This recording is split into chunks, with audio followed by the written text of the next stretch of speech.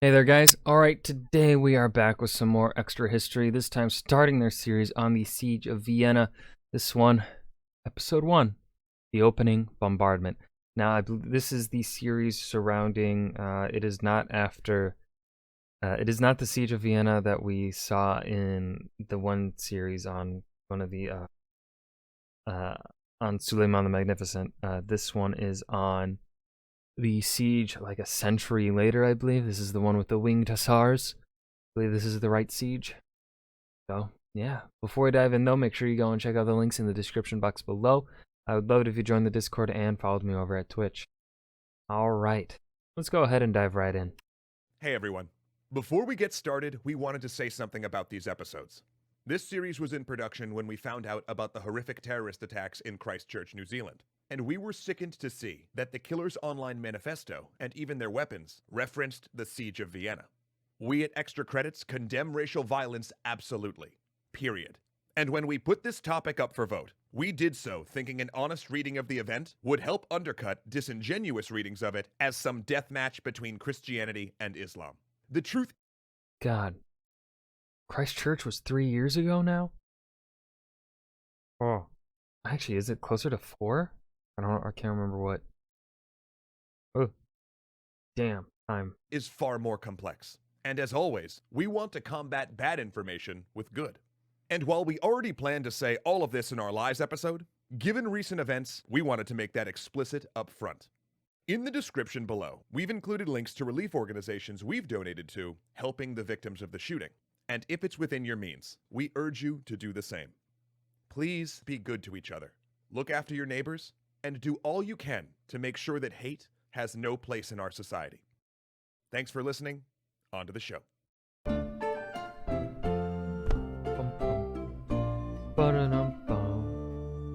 July 7th, 1683. Emperor Leopold heard Mass that morning, continuing his normal schedule as if enemy troops were not loose Look at that fancy do. Look at that hair. Luxurious. in this country. The head of the Holy Roman Empire and defender of the faith may have been bookish, but he was also calm in a crisis. A courier arrives. News from the field. The Turks have broken out, dust from their march rising in great columns. Tartar horsemen are ravaging the only troops blocking the advance. An Ottoman army is headed for Vienna. Leopold can't stay. His sons are both below the age of 5, his wife pregnant, and his closest heir, the King of Spain, lies on his deathbed. He makes the sensible decision to run. So that evening, a convoy of fine carriages pulls out of Vienna. Over 100,000 Ottoman troops are heading for the city, but only 15,000 men defend its walls. They have only 6 days to prepare. How long can they hold? But this siege began as an idea in Istanbul over a year before. Mehmed IV was a student of history. Like Leopold, he loved nothing more than spending his days in the palace library, poring over accounts and records of the empire. It helped him understand his country's history and where he stood in it. He'd read how in 1453, his predecessor Mehmed II had conquered Constantinople, the great city of Istanbul where he now ruled. When his ancestors did that, they had become the inheritors of the Roman Empire by right of conquest. Among his other titles, Mehmed was Caesar of Rome. But a year before that conquest, an Austrian duke of the Habsburg line rallied enough support from the elector counts to get crowned as Holy Roman Emperor. There couldn't be 2 heirs of Rome, and to the Ottomans, these German kings were pretenders. Mehmed knew that since then, the Ottomans and the Habsburgs had battled for supremacy, expanding towards each other as the Kingdom of Hungary, which separated them, fell apart. Now that land was a mixed frontier of Ottoman and Habsburg forts, as much Western Asia as it was Eastern Europe. Mehmed read how his predecessors had made great gains there, and he had too. Indeed, the empire was at its greatest extent ever.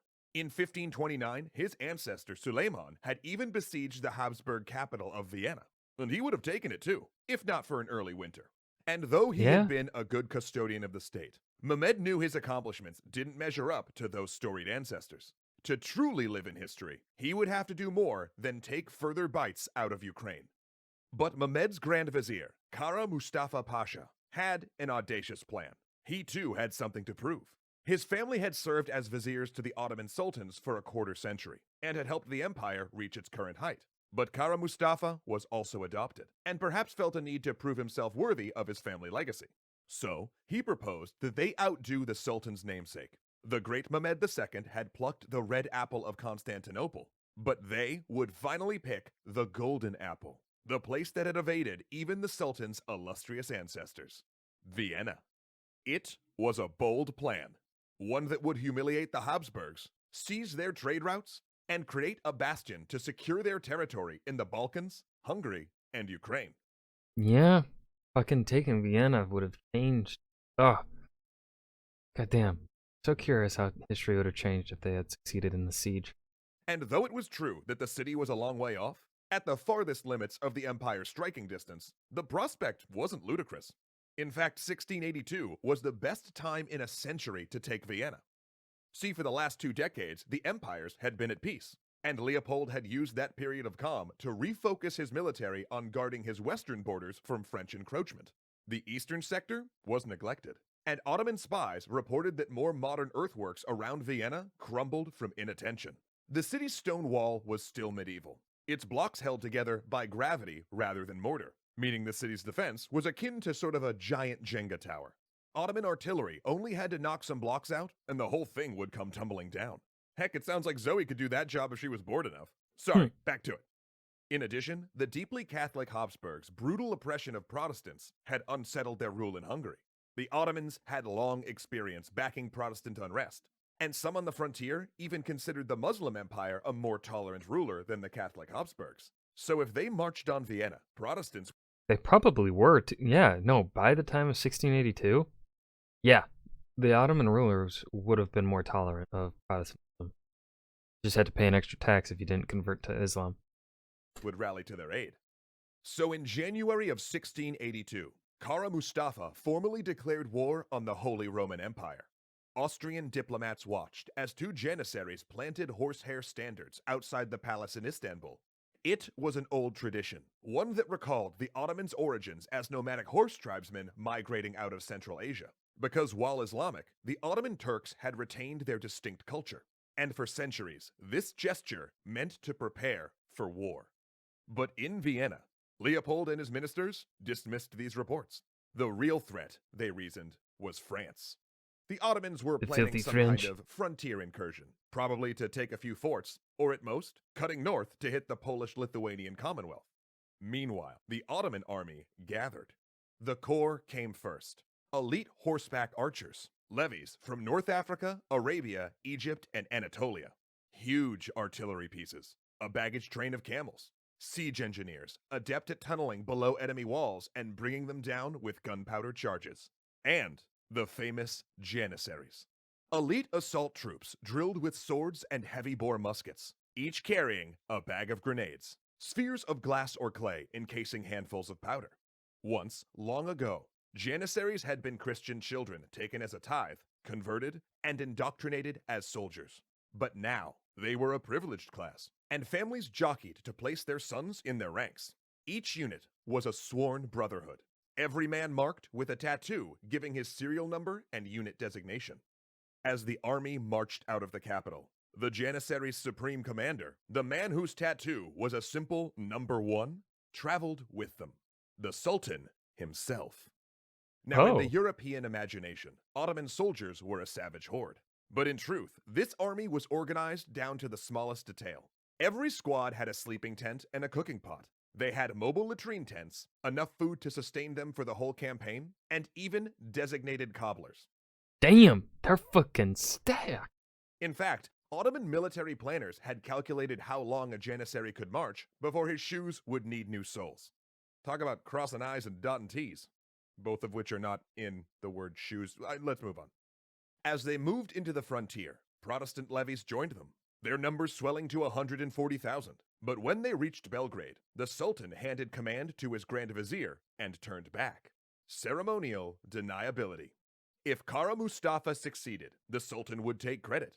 But if he failed, the blame would be his alone. And it was only then, at the end of March 1683, that the Grand Vizier informed his officers of their target and sent a final declaration of war to Vienna.